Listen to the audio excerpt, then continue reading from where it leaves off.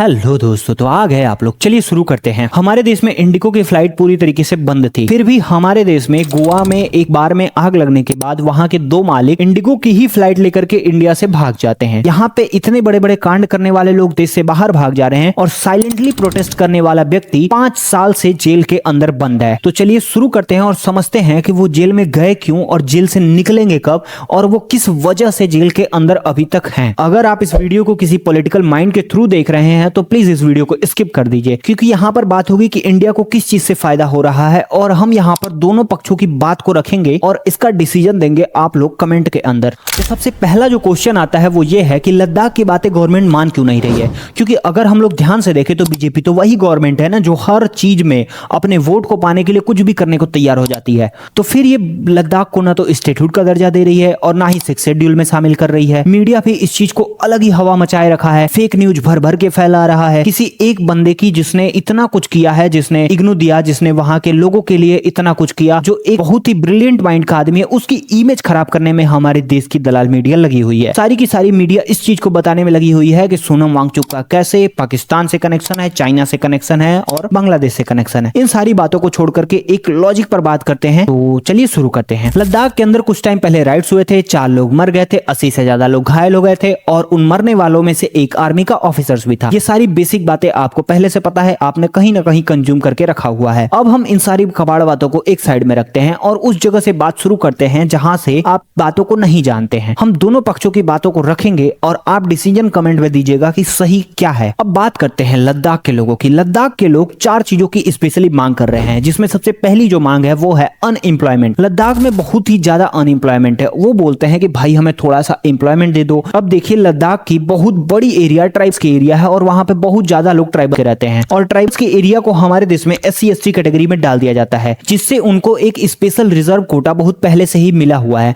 अगर government job की आप तैयारी करते हैं तो आपको बहुत स्पेशल प्रायोरिटी मिलती है और आपको बहुत ज्यादा चांस होता है कि आपकी वो गवर्नमेंट जॉब लग जाएगी। इसके बावजूद भी आज भी लद्दाख की जो अनएम्प्लॉयमेंट रेट है वो 22% से भी ज्यादा है और ये डाटा इंडिया के एवरेज अनएम्प्लॉयमेंट रेट से ऑलमोस्ट डबल है। तो इसके लिए अनएम्प्लॉयमेंट रेट एक बहुत बड़ा इशू है। अब ये चीज डाटा से समझ में आ रही है सबको। तो दूसरी उनकी